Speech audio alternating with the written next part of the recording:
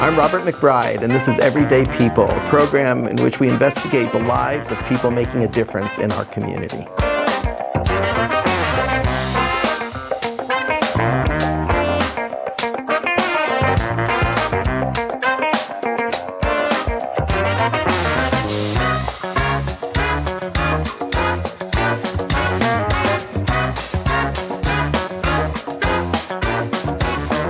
Good morning, this is Robert McBride with another episode of Everyday People, talking to people in our community, making a difference, making things happen, and doing interesting things. So today I have on the program Matt Peake, who has been, he's lived in this community a long time. Has worn many hats, but Matt has been exploring a career in the arts for a number of years at this point, painting and different work. So you might be familiar with seeing his work around town. It's been up in several exhibits, and he shows in the region, in Boston, and different places. And he's also part of the Vermont Pastel Society, which I know very little about. So I want to introduce Matt, and I think we'll maybe start off by talking about the Pastel Society and a little bit about what it is, and is it a regional thing, a statewide thing, or anything? So welcome, Matt. How you doing? Great. Thanks for having me on the show. Great.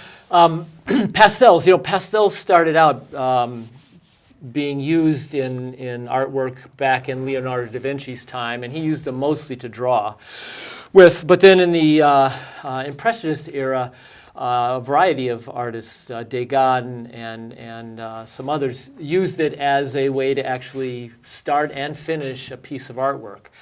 And you know what pastels are basically are the pigments that you use to render a painting.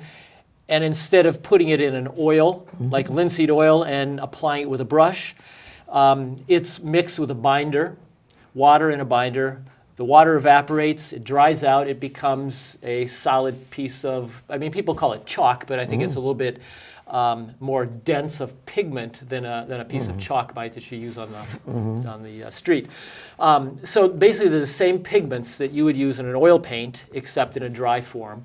And it's applied to a surface that has some tooth to it, some ability to hold that solid pigment.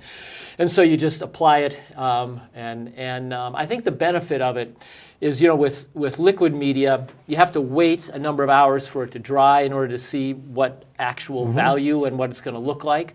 With a pastel, you put it on, what you see is what you get. That color, that value, is actually the final appearance. So it's not going to change at all when you fix it so that it doesn't smudge and you spray it. Does that change or alter the density of the color or anything? If you do spray something on it, it could do that. But most people who paint with pastel do not fix it. Oh, okay. And it adheres so well to the surface that you put it on that you frame it under glass, hang it on the wall. I've done this. I've shipped it across the country, and it stays. It stays on the surface. The pastels that have been used over hundreds of years now, because some of them there were used back even some in the Renaissance.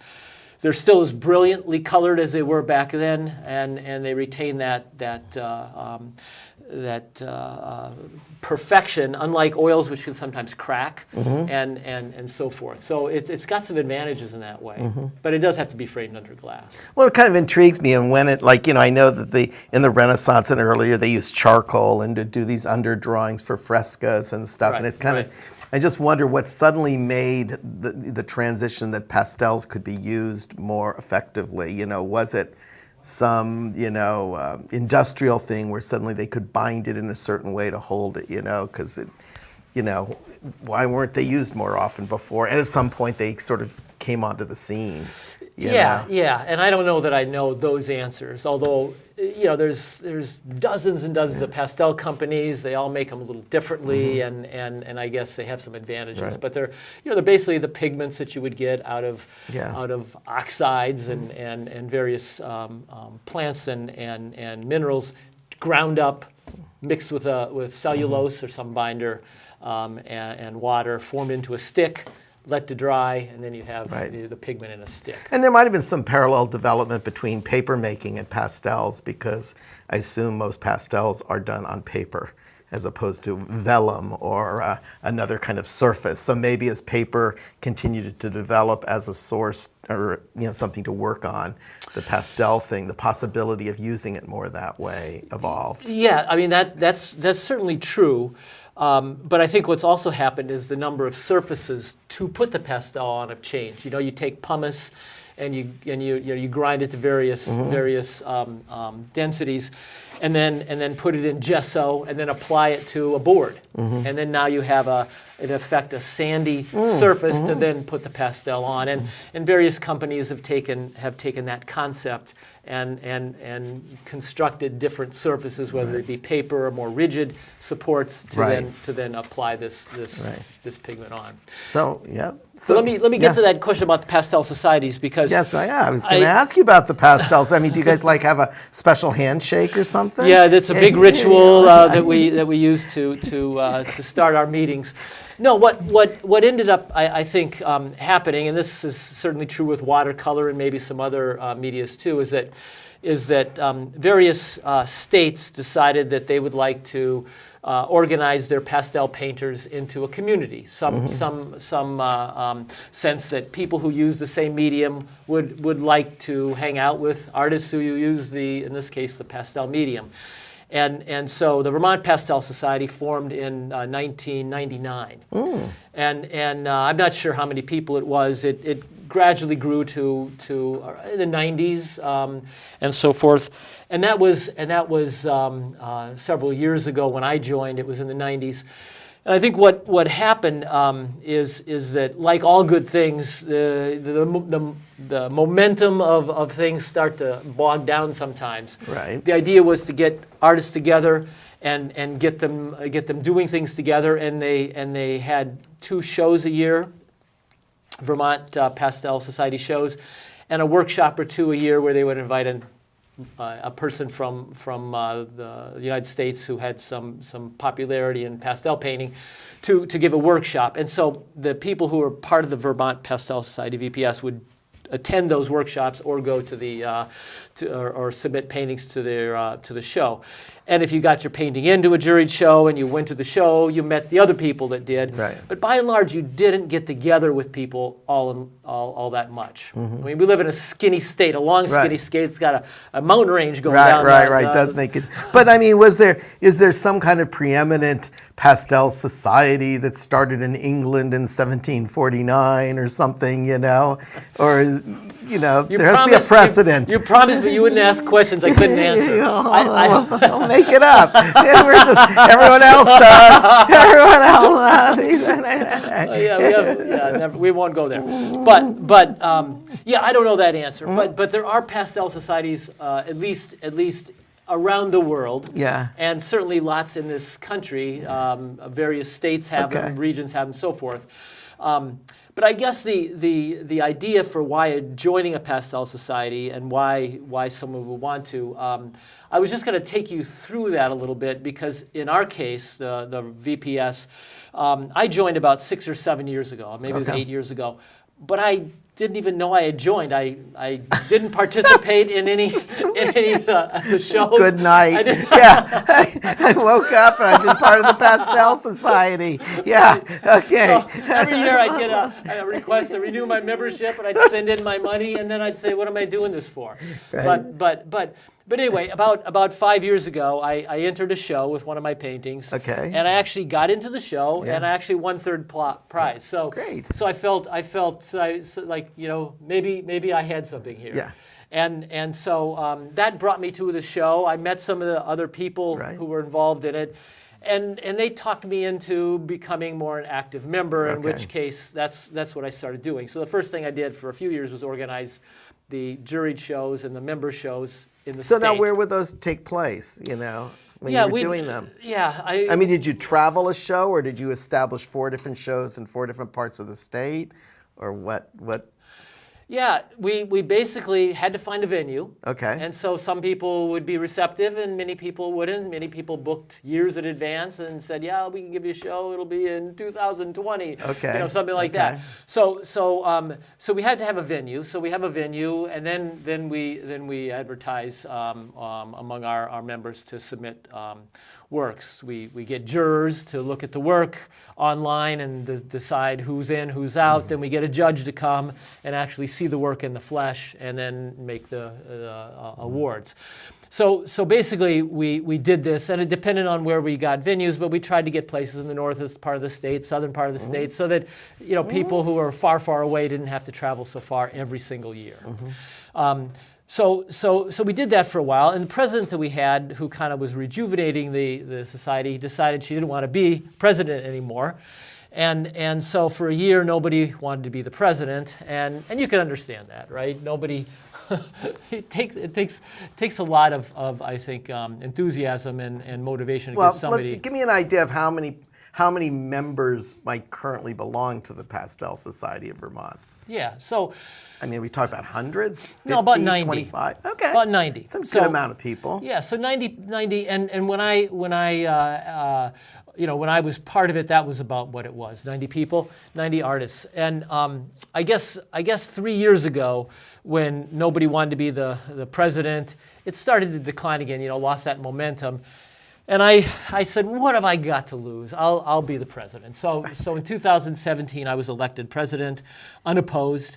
And I guess my mission was to try to talk with VPS members to find out why they joined, what they wanted, and so forth. But I had this idea from the Vermont Watercolor Society, so I have to thank them for the idea. But the notion was to take the whole state of Vermont, which sometimes could be 3 hours away from another artist if you live in Burlington and Brattleboro or Manchester and St. Jay, and divide it up into regions and create what we call hubs or regional parts of the Vermont Pastel Society. So I basically did this, is I took our membership, which was in the 90s, divided it up by zip code or county, sort of found 6 natural groupings of areas in Vermont. Then I took a region, let's say Windham County and the Brattleboro area. Emailed the artists, which there were about, I think, 15 or so at the time. Emailed them, said, let's get together. I proposed this idea of hubs, sent out a draft proposal, had everybody read it, and said, let's get together. So by and large, it took phone calls and everything to get people to actually come. But I got maybe 11 out of the 15 people to come attend the first meeting. Oh. So we talked about, why did you join the Vermont Pastel Society? And by and large, most people said, look, I practice, I work by myself, I'm alone most of the time. I want a sense of community, I want to talk with other artists. Most of my interesting discussions I have about my work is with other artists. So they all wanted this sense of community, but they also felt like the current system wasn't working that well because we were only getting together once a year, twice a year, and it just wasn't enough. Hard to gather everybody. Exactly. So they all. And I have another question, which I'm going to interject here. Yeah. I'm assuming, and maybe this is myth or reality, that probably it's an older age group that belongs to the Pastel Society, maybe over 50, over 60, or not. Is there you're young right. people involved? There are. Like I go to the opera a lot, the HD opera, and you want to hope that youth are going, but it's pretty much 60 and up, So is that kind of what also is in this? Okay. Yeah, there are a handful of people that make their living by painting, and those are people in their 30s and 40s. So we do have people in that age group.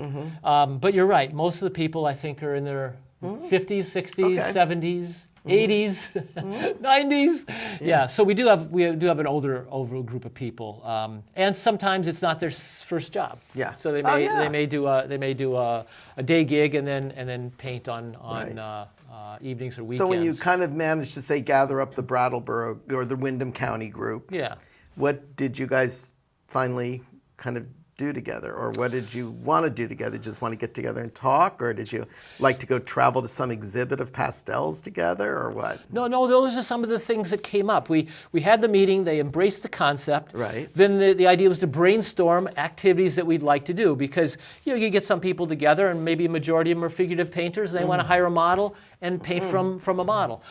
Some like plein air painting. They want to go out and plein air paint with a group of other people.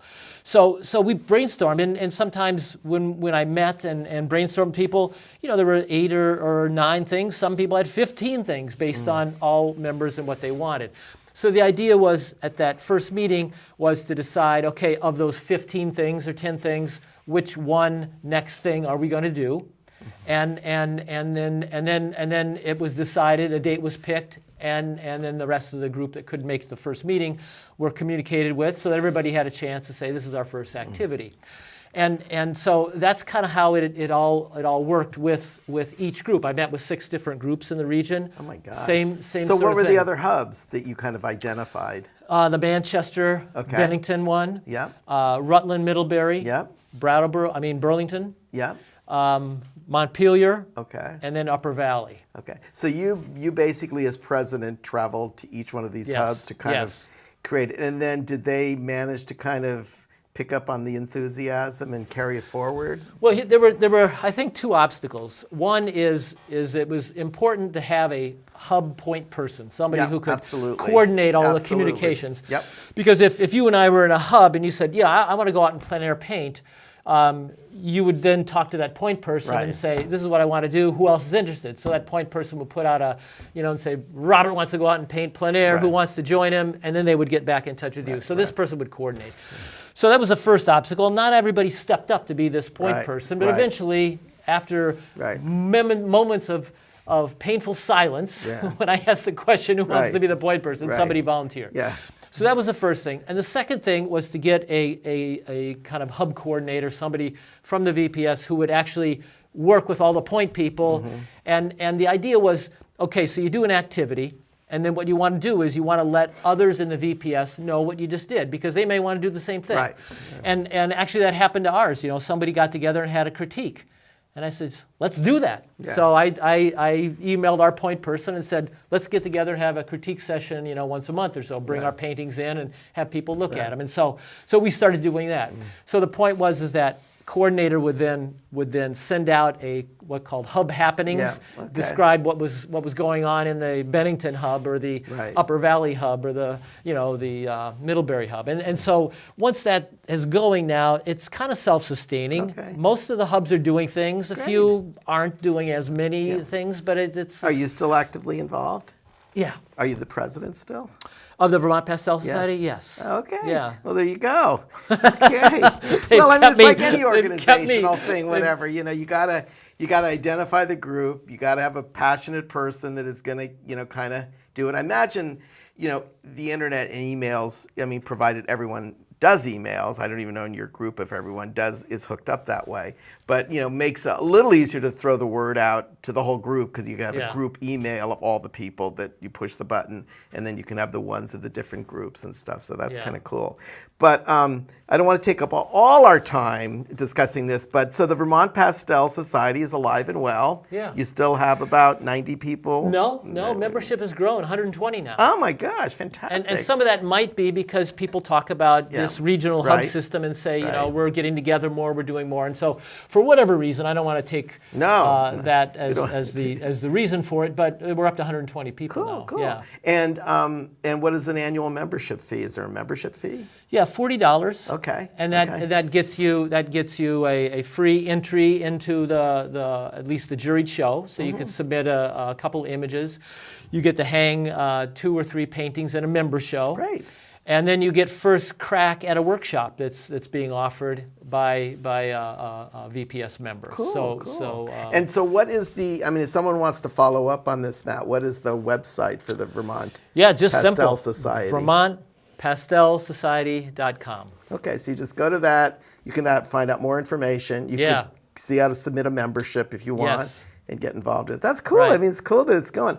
It'd be also, so I guess you only sort of are really appealing to, I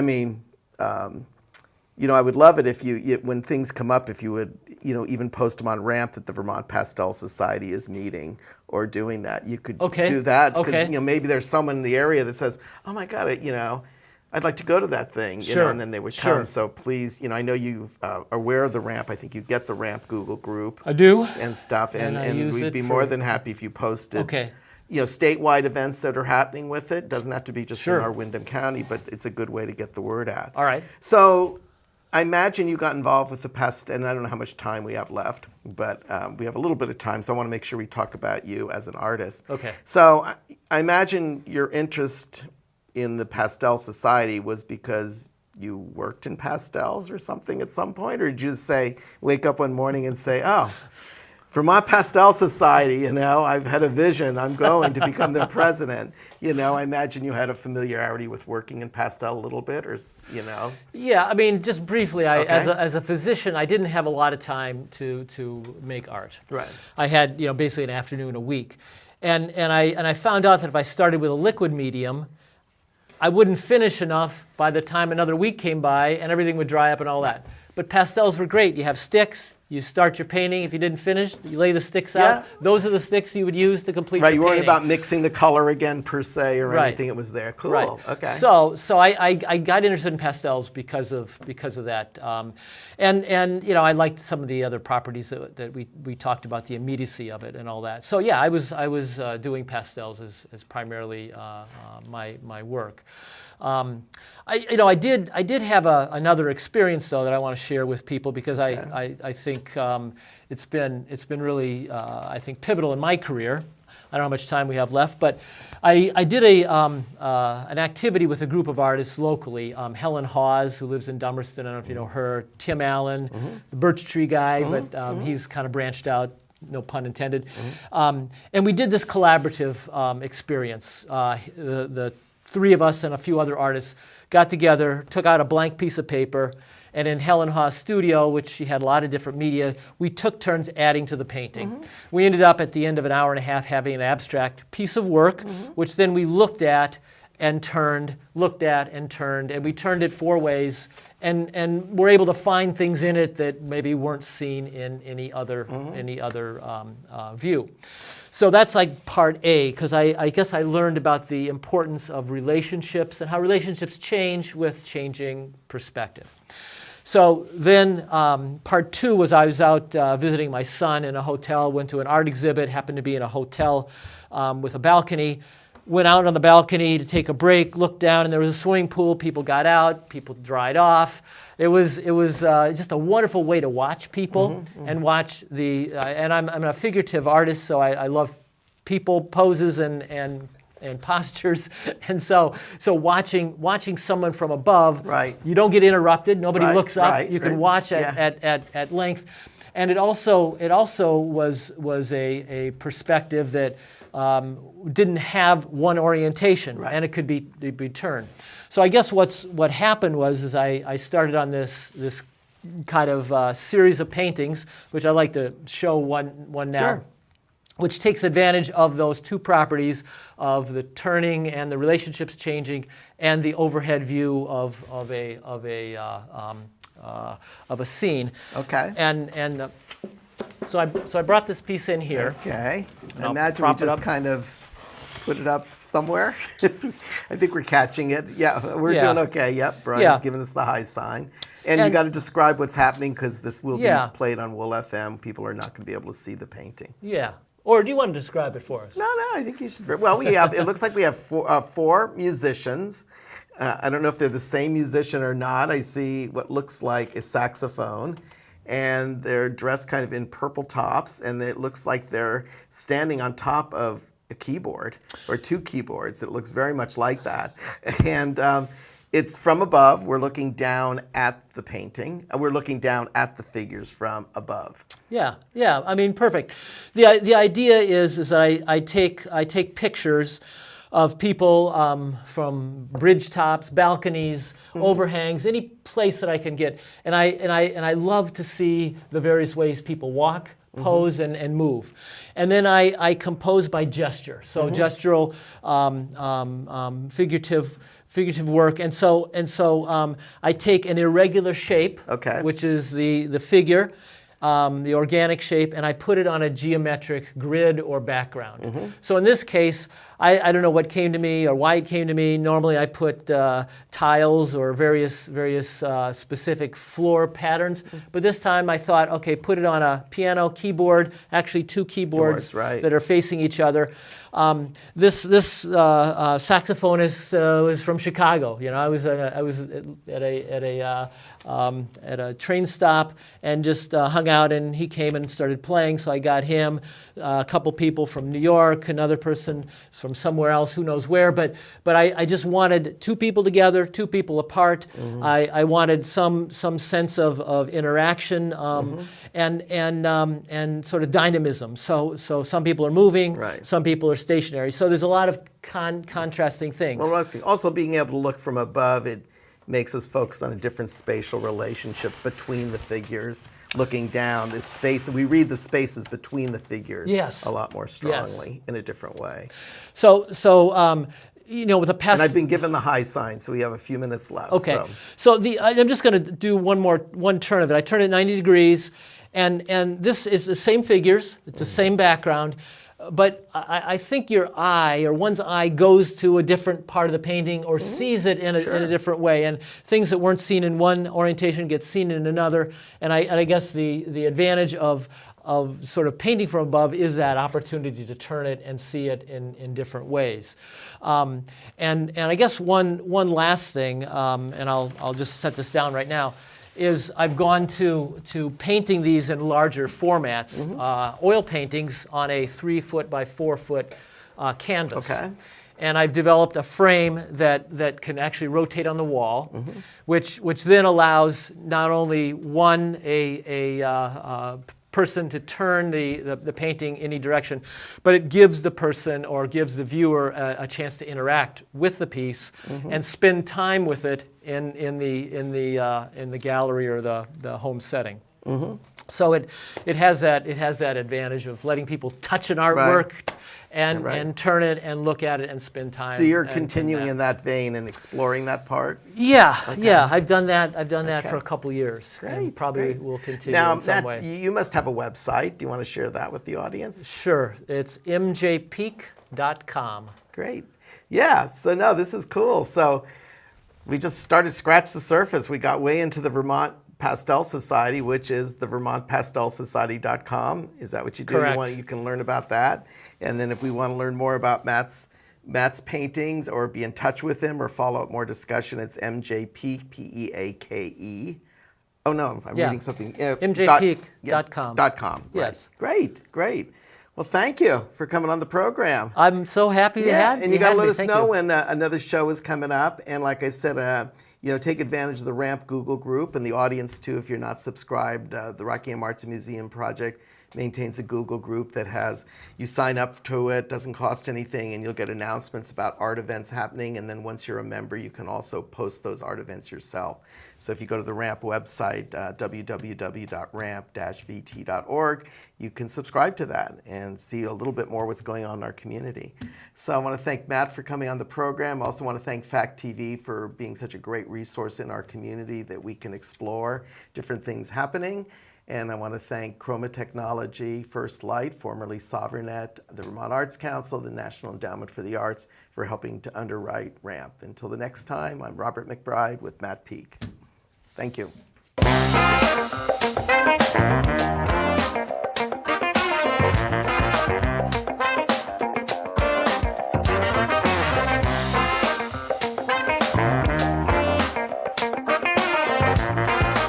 RAMP would like to acknowledge organizations that help make this program possible through Fact TV, including the Vermont Arts Council, the National Endowment for the Arts, Chroma Technology, the Wyndham Foundation, and Stewart Property Management.